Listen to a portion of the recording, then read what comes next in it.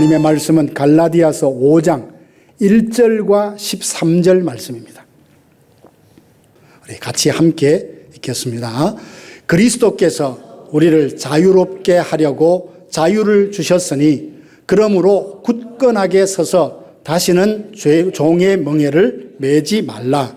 형제들아, 너희가 자유를 위하여 부르심을 입었으나 그러나 그 자유로 육체의 기회를 삼지 말고 오직 사랑으로 서로 종노릇 하라. 아멘, 아멘. 한 해의 절반이 훅 지나가 버렸습니다. 이제 7월 첫째 주 맞이해서 하반기가 시작되었는데 그동안도 하나님의 은혜로 지내왔습니다. 그죠? 그래서 남은 하반기도 하나님께서 더 풍성한 은혜 주실 것을 기대합니다. 지난 금요일 7월 4일은 미국의 독립기념일이었죠. 미국이 영국의 지배에서 벗어나 독립을 선포한 그런 날인데요. 이날은 한 나라의 독립을 기념하는 날이면서 동시에 모든 인류에게 자유의 그 소중한 가치를 일깨워주는 날이었다. 저는 그렇게 생각을 합니다. 그래서 오늘은 우리의 신앙생활에서 가장 중요한 주제이면서 또 오해가 많은 그리스도인의 자유에 대해서 함께 살펴보려고 합니다. 우리가 살아왔던 지난 세월을 뒤돌아보면 여러분 모두가 진정한 자유를 얻기 위해서 많은 것을 희생하고 양보하며 인내하며 살아오셨다. 그렇게 저는 생각을 합니다. 이처럼 사람들은 모두가 자유를 갈망하며 살아갑니다. 제 기억에는 자유에 대한 인간의 깊은 갈망을 생각하게 하는 영화의 한 장면을 기억하고 있습니다. 멜 깁슨이 주연했던 영화 브레이브 하트라는 영화 여러분 혹시 보셨습니까? 영화 제일 마지막에 보면 13세기 그 잉글랜드로부터 독립하고자 했던 스코틀랜드의 영웅이라 하죠. 윌리엄 월러스가 마지막에 고전 그 핍박을 받고 마지막에 그 사형 직전에 군중들이 막 야유를 하면서 고통을 감해달라고 자비를 구하라고 그렇게 이야기할 때 이 월러스가 큰 소리로 외칩니다. 우리다 자유라고 그렇게 외쳐요. 이 장면을 생각할 때마다 참 모든 인간의 마음의 본능 안에는 자유를 갈망하는 이 마음이 있다는 것을 부인할 수 없습니다. 근데 보통 사람들은 자유 그러면 무엇을 생각합니까? 어릴 적 부모님이나 그리고 선생님의 규칙이나 그 간섭에서 벗어나는 것처럼 사람들은 누구의 간섭이나 통제에서 벗어나는 것을 자유라고 그렇게 생각합니다. 오랜만에 부모님이 아이들에게 용돈을 주면서 엄마 아빠 나갔다 올 테니까 너희들까지 잘 있어 이런 상태의 아이들, 그리고 아내가 갑자기 친정을 또 오랫동안 가겠다고 이야기합니다. 그래서 기쁨으로 보내주고 난 뒤에 홀로 남편 이 아이들이나 남편의 마음이 뭡니까? 이제 자유다 이런 마음을 갖지 않겠습니까? 누구든지 자신이 원하는 상황이나 누군가에 의해서 일방적으로 끌려다닌다라고 생각한다면 나는 자유를 잃어버린 채 산다고 느낄 것입니다. 사람들이 생각하는 자유와 성경에서 말하는 자유에는 조금 다릅니다. 그러면 그리스도인의 자유란 무엇일까요? 자유란 참 아름답고 고귀한 단어입니다. 우리 모두가 자유를 갈망하고 또 자유를 노래합니다. 사실 우리가 추구하고 또 약속받은 그리스도인의 자유는 하나님께서 선물로 주신 겁니다. 만약 인간에게 자유가 없다고 한번 생각해 보십시오. 그야말로 하나님께서 다 프로그램한 된 기계처럼 로봇처럼 살아간다면 거기에 무슨 사랑이 있고 거기에 무슨 아름다운 정서가 있겠습니까? 하나님께서는 자기 형상대로 사람을 만드시고 그 안에 자유의지를 심어 주셨습니다. 그래서 스스로 생각하고 스스로 판단하고 스스로 사랑할 수 있게 되었던 거죠. 죄 짓기 전에 타락하기 전 에덴 동산에서 아담과 하와가 누렸던 그 자유로운 삶을 한번 생각해 보십시오. 그곳에서는 부족함이 없는 완전함을 누렸습니다. 그야말로 샬롬이죠. 무엇도 부족함이 없는 상태. 하나님께서 선물로 주신 이 자유는 단순히 내 마음대로 할 수 있다는 방종이 아닙니다. 하나님의 돌보심 안에서 자기가 모든 것을 자의적으로 할 수 있는 평온함, 온전함, 완전함, 이것을 두고 자유라 합니다. 죄가 없던 에덴 동산에서 살았던 아담과 하와는 하나님과 늘 친밀한 교제를 누리면서 하나님과의 그 관계 속에서 온전한 자유를 경험했었습니다. 모든 것을 누리되 하나님이 정하신 그 범위 안에서 부족함 없이 참된 평화를 누렸던 것입니다. 마치 잘 지어진 안전한 집 안에서 아이가 자유롭게 뛰어노는 것과 같은 것이죠. 하나님이 주신 자유란 죄를 지을 수도 있고 짓지 않을 수도 있는 완전한 선택권, 순종할 능력도 있고 불순종할 가능성도 가진 어떤 것이든지 선택할 수 있는 것을 말합니다. 하나님은 우리로 억지로 사랑하게 하지 않으십니다. 강요된 사랑은 진정한 사랑이 아니라 누가 그런 말을 하더라고요. 그래서 하나님은 아담과 하와에게 선악과를 두셨습니다. 이것을 먹지 말라. 이것은 그들에게 자유를 구속하는 것이 아니라 자유의지를 존중하고 스스로 하나님을 순종할 수 있는 기회를 주시는 것, 자유를 주시는 것이죠. 하나님은 우리가 자유로운 선택으로 하나님을 예배하고 그리고 하나님을 섬기기를 원하십니다. 자유롭게 우리의 마음에 인격적으로 선택할 때 그 사랑이 얼마나 아름답고 존귀합니까? 이것이 바로 하나님께서 우리에게 선물로 주신 바로 그 자유의지입니다. 그러나 인간은 하나님이 주신 이 자유를 어떻게 사용했습니까? 안타깝게도 인간은 그 자유를 남용하고 오용했습니다. 뱀이 찾아와서 하와에게 말을 합니다. 하나님께서 이 동산에 있는 모든 열매를 먹지 말라 하시더냐. 하와의 대답은 하나님의 말씀을 정확하게 알고 있지 못하고 흔들리는 것을 알았습니다. 뱀은 그 기회를 엿보고 결국 선악과를 따먹도록 유혹하지 않습니까? 그것을 따먹으면 너희 눈이 밝아서 하나님처럼 될 것이다.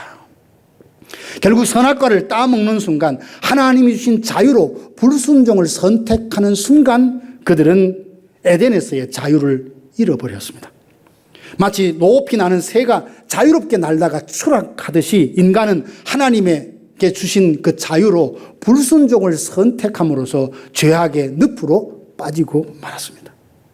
죄가 인간의 영혼을 옥죄기 시작합니다. 그들이 자유를 잘못 이용함으로써 자신뿐만 아니라 인류 전체를 죄와 사망의 구름텅이로 몰아넣고 말았습니다. 인간이 불순종한 결과 그들은 하나님 주신 그 순수한 자유를 잃고 말았죠. 더 이상 에덴 동산을 자유롭게 거닐 수 없었습니다. 땅은 가시덤불을 내고 땀 흘려 일해야 얻을 그 곡식을 얻게 되는 고통을 겪게 되었습니다. 더 이상 선한 것을 자유롭게 선택할 수 있는 능력도 잃고 말았습니다. 쇠사슬에 묶인 죄수처럼 죄의 지배 아래 놓이게 되었습니다. 우리의 의지와 상관없이 죄를 짓고 그 죄의 결과로 사망에 이르는 비극적인 상황을 초래하게 되었습니다.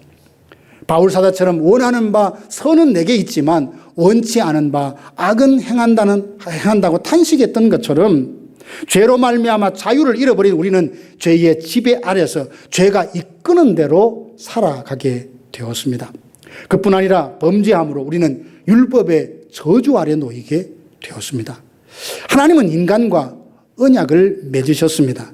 영원한 자유자이신 하나님께서 언약의 당사자로서 우리의 아버지가 되시고 영원토록 은혜를 베푸시겠다고 약속을 해주셨죠. 하나님은 자유자시지만 스스로 그 언약 안에 자신을 묶으십니다. 그리고 우리 또한 언약의 대상자, 상대자로서 말씀에 순종하고 힘과 정성을 다하여 하나님을 사랑하고 경외해야 하는데 그 구체적인 내용을 율법에 다 담아 주셨습니다. 율법은 우리를 향한 하나님의 기대가 어떠함을 자세히 구체적으로 기록해 놓은 것입니다. 그런데 문제는 죄로 인해 타락한 인간은 전적으로 부패하고 전적으로 무능하게 되어서 무엇이 선인지 악인지도 구별하고 분별하지도 못할 뿐더러 선이 무엇인지 안다 하여도 자신 스스로의 힘으로 그 선을 행할 수 있는 능력마저 잃고 말았습니다.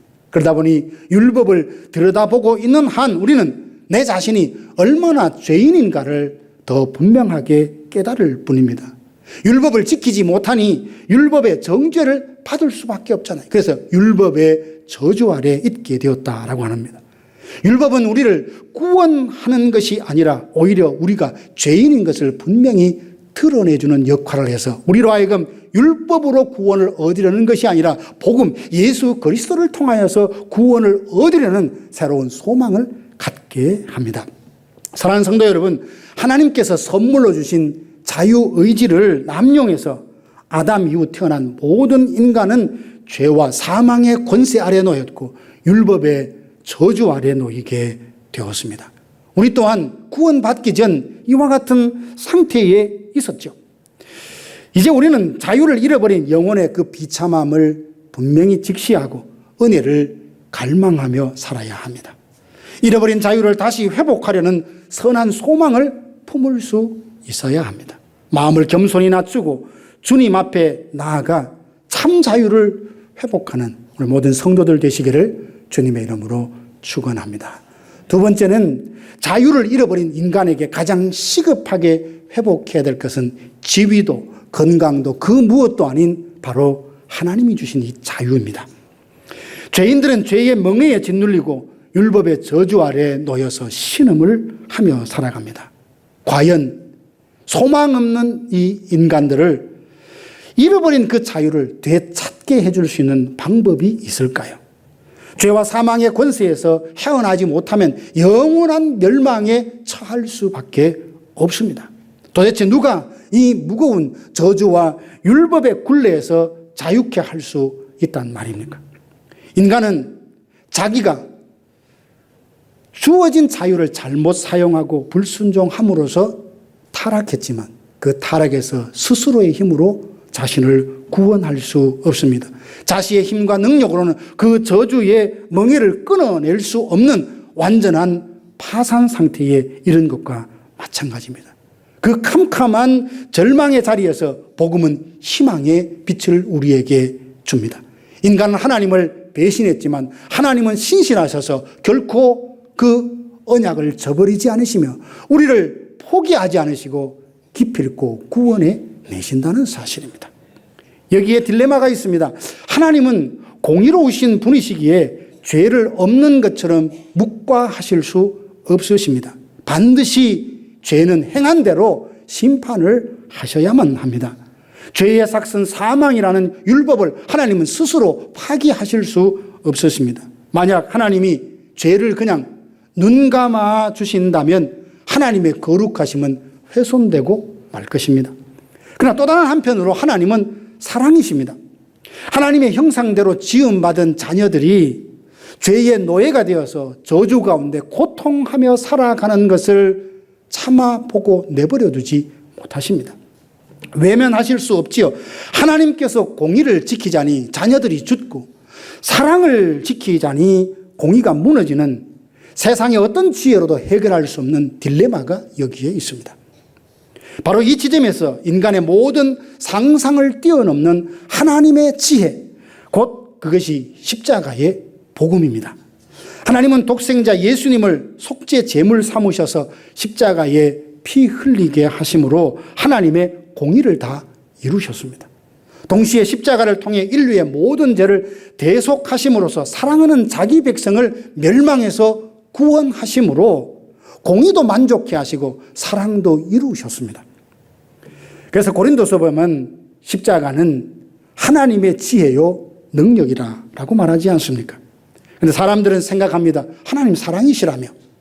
하나님은 사랑이시기에 어찌 인간을 심판하실 수 있냐라고 말하는 사람들이 있습니다.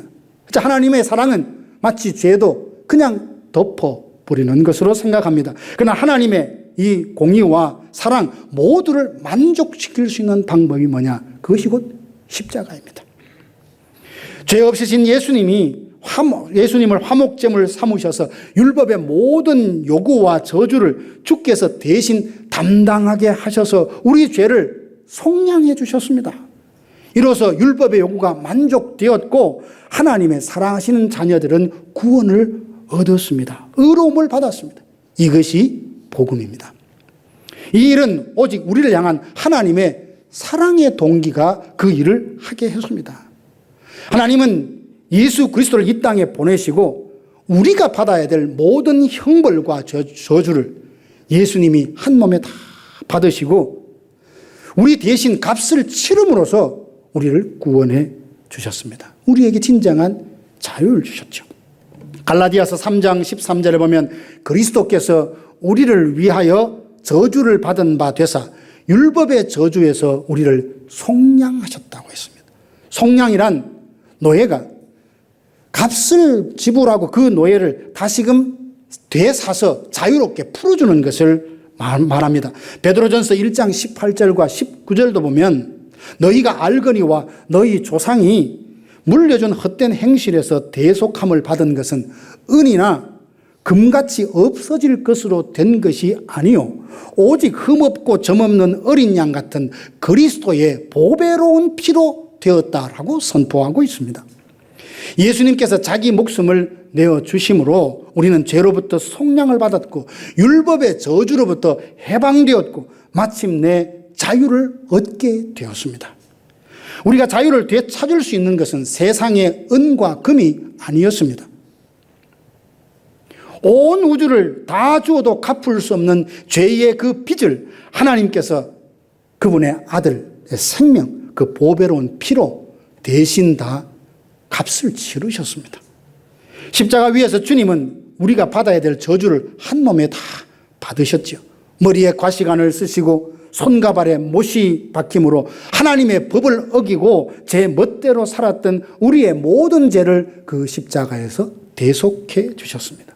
주님께서 십자가에 달리셔서 외치신 절규 엘리 엘리 라마 사박다니 나의 하나님 나의 하나님 어찌하여 나를 버리십니까? 이 절규는 사실 우리가 그 십자가에 매달려 하나님 앞에 쏟아내야 될 탄식과 절규였습니다. 주님은 십자가 위에서 우리가 받아야 될 모든 형벌과 저주, 하나님으로부터의 단절이라는 끔찍한 고통까지도 남김없이 다 짊어지셨습니다. 이로써 더 이상 죄는 우리 안에서 왕노릇하지 못합니다.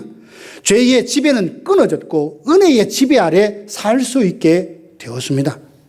우리를 주관하던 죄의 권세는 죽었고 우리는 율법의 저주에서 자유함을 얻게 되었습니다. 예수님의 십자가는 죄인을 구원하시는 하나님의 지혜요 능력이 됩니다. 십자가는 하나님의 불타는 공의의 선포이면서도 그 누구도 막을 수 없고 멈출 수 없는 하나님의 뜨거운 사랑의 확증이기도 합니다. 예수님께서 우리 대신 십자가에 죽으심으로 율법의 모든 요구는 예수님 안에서 완벽하게 다 이루어졌습니다. 우리는 더 이상 율법의 저주 아래 있지 않습니다. 죄와 사망의 권세는 더 이상 우리에게 역사할 힘을 완전히 잃고 말았습니다. 이것이 그리스도의 십자가가 우리에게 가져다 준 놀라운 자유요 회복입니다. 사랑하는 성도 여러분, 잃어버린 자유를 되찾는 것은 세상의 어떤 힘과 지위와 권력으로 금과 은으로 할 수 있는 일이 아닙니다. 오직 한 가지 예수 그리스도의 십자가의 그 보혈, 복음만이 가능케 합니다. 이제 이 복음 앞에 우리의 마음을 드려야 합니다. 아직도 여전히 죄의 짐을 지고 있습니까? 율법의 정죄함에 눌려서 살고 있습니까? 그렇다면 오늘 우리를 위해 모든 값을 지불하신 예수 그리스도를 바라보십시다. 그분을 내 삶의 중심에 영접하고 그분만이 나에게 진정한 자유를 줄 수 있는 분으로 믿고 경배하시기를 바랍니다. 자유를 회복하기 위해서 우리가 할 일은 다른 것이 없습니다. 주님의 십자가가 우리의 모든 죄를 대속했다는 사실을 믿고 그 구원의 은혜를 받아들이는 것입니다. 더 이상 스스로의 의나 노력이나 공로를 통해서 의롭게 될 수 없다는 것을 인정을 하고 예수 그리스도의 보혈, 하나님의 말씀이 주는 참된 자유를 누리며 살기로 결단하십시오. 예수님만이 우리의 유일한 대안이며 그분만이 우리에게 잃어버린 자유를 회복해 줄 수 있는 유일한 구원자가 되심을 믿으시기를 바랍니다. 그 복음을 붙들고 주님 안에서 참된 자유를 누리는 여러분 모두가 되기를 주님의 이름으로 축복합니다. 세 번째로는 그리스도 안에서 자유를 누리자라고 했는데 과연 주 안에서 자유를 누리는 삶은 구체적으로 어떻게 드러나는 걸까요? 이 귀한 자유를 누려야 될 텐데 혹자는 자유라는 말을 들으면 내 마음대로 내 하고 싶은 대로 하는 방종을 자유라고 생각하는 경우도 없지 않습니다. 그러나 성경이 말하는 자유는 방종이 아닙니다. 사도 바울은 갈라디아서 5장 13절에서 이렇게 말합니다. 형제들아 너희가 자유를 위하여 부르심을 입었으나 그러나 그 자유로 육체의 기회를 삼지 말고 오직 사랑으로 서로 종노릇하라 라고 말씀합니다. 여기서 우리는 좀 모순을 느낄 수 있습니다. 어떤 거요? 분명히 종됨에서 자유라고 말했는데 어찌 자유를 선포하고 난 다음에 다시 종노릇하라고 말하는 걸까요? 그리스도 안에서 얻은 자유는 육체의 정욕을 따르는 방종이 아니라 사랑으로 서로를 섬기는 삶으로 나타나야 함을 말해주고 있습니다. 세상은 자유를 주장하면서 끊임없이 자기 중심적인 삶을 추구합니다. 내가 원하는 것을 할 수 있는 것이 자유라고 생각합니다. 그래서 내 마음대로 남에게 피해를 주지 않는다면 다 할 수 있다고 말합니다. 그러나 성경은 모든 것이 가하나 모든 것이 덕이 되는 것이 아니라고 말하면서 우리의 자유는 온전하지만 그리스도 안에서 자유를 누린다는 것은 내 마음대로 내 좋을 대로 방종을 일삼는 삶과는 다릅니다. 진정한 자유는 타인을 억압하거나 자신만을 위해서 사는 데 있지 않습니다. 오히려 섬김과 나눔을 통해서 그 자유를 누릴 수 있습니다.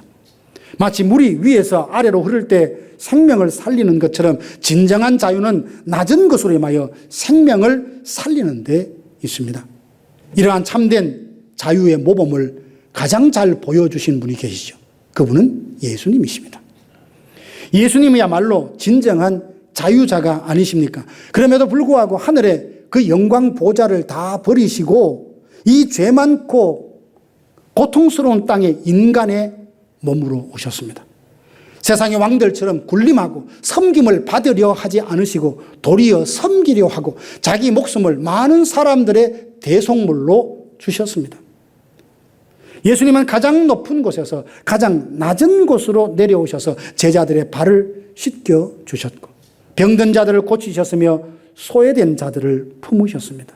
궁극적으로는 우리 죄를 대속하기 위해서 자신의 모든 것을 다 내어 주셨습니다. 이것이 바로 진정한 자유자로서의 가장 위대한 섬김입니다. 그분은 스스로 모든 것을 선택하고 결정할 자유가 있으셨지만 그 자유를 우리를 위한 희생과 사랑을 하는데 사용하셨습니다.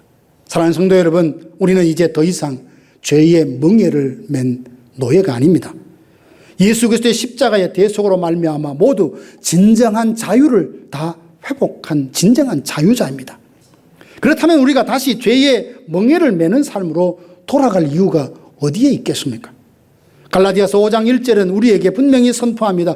그리스도께서 우리를 자유롭게 하려고 자유를 주셨으니 그러므로 굳건하게 서서 다시는 죄의 멍에를 매지 말라라고 합니다.